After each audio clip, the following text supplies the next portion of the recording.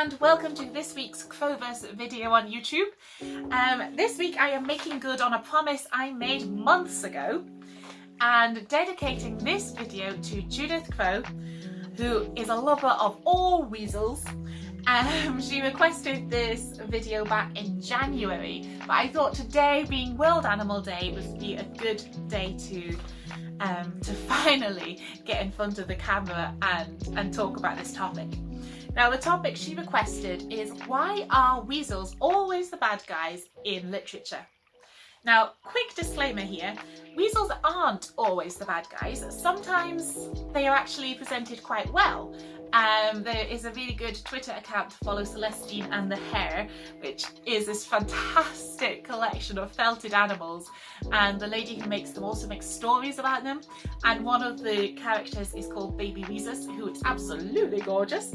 So do go along and check that Twitter account out after you finish watching this video. But generally, it is true, weasels are often portrayed as the bad guys.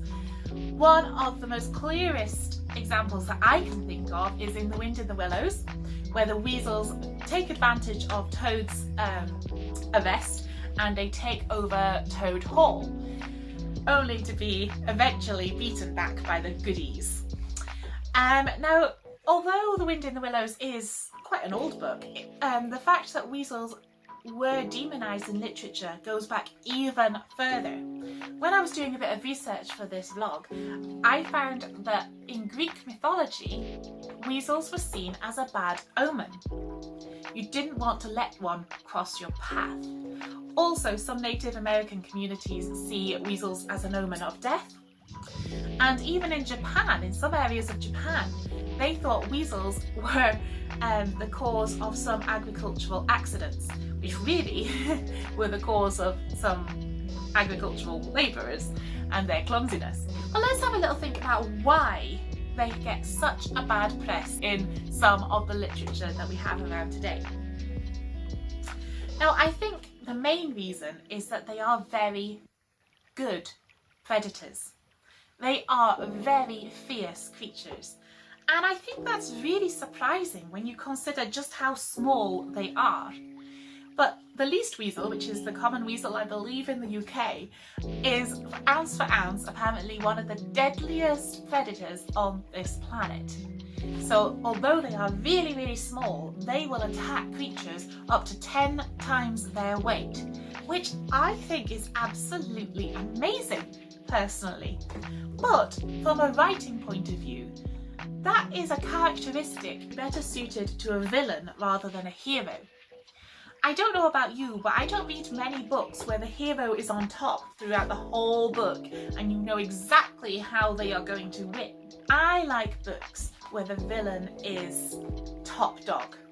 You know, the villain should be the most powerful character in the story. The hero should think seriously about how they can beat the villain. The reader should be thinking, I don't know how the hero is going to win, because the villain is just so powerful and they have all of these people working for them, and you know, the reader has to have that sense of suspense. So that the weasel is so successful and so fierce, I think is a characteristic better suited to a villain than a hero. Because they are fierce as well, we as humans tend to be a little bit confused. You know, they are small but deadly.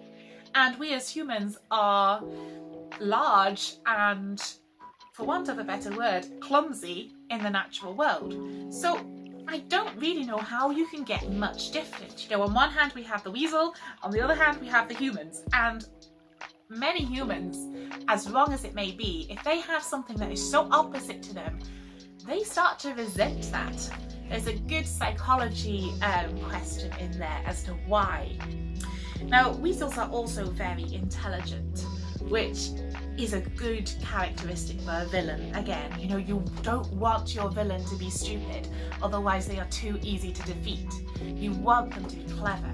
You want, again, the reader to think, I have no idea how the hero is going to win this, because the villain seems to be on top of them the whole time. They seem to be one step ahead. How are they going to beat the villain? So again, intelligence is good for a hero, but it's even better for a villain because it is something that is difficult to beat. I also have written down here on my notes that human beings are sentimental. They are ridiculously sentimental about cute animals. Now, I think this is obvious by the amount of vegetarians we have in the world. You know, I have nothing against vegetarians. My mum is a vegetarian and I respect that choice a lot. But we as humans, we see something cute, like a nice fluffy rabbit, or even something bigger like a calf or a lamb, and we think, oh, that is so lovely, and we start to get very emotional and sentimental about it.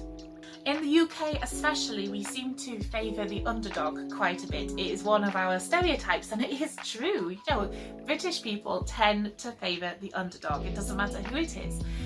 And the underdog is always the prey. So it stands to reason that as humans, we're not going to really like the predators as much as the prey. You know, we see a fluffy bunny in a field and we think, oh, it is so beautiful. And then a weasel comes along and kills it. Now, as humans, we don't tend to think, well, that weasel needs to eat as well, or that weasel needs to feed its babies as well. We just think, oh, it's such a shame that that rabbit is dead. So we start to think of a weasel as being evil, even though it is doing its instinct and what it needs to do to survive. And finally, possibly the most contentious point I'm making in this video, I believe there is a certain amount of almost resentment between humans and weasels for one main reason. Weasels are incredibly successful in their environment. They are classed as one of the fiercest predators, ounce for ounce, and that is something that we humans just cannot claim. You know, some humans, they like to go and shoot animals because either for fun, which is absolutely disgraceful in my opinion, or for food, or because they want something pretty to hang up on their wall, or there's all these different reasons that humans shoot things.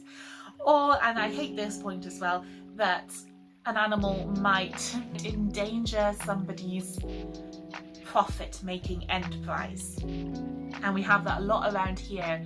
Hen harriers are being persecuted a lot because they eat the grouse, and gamekeepers like to get people to come in and shoot the grouse, but of course they pay for that, so the hen harriers ruin their profit-making enterprise, so they kill them.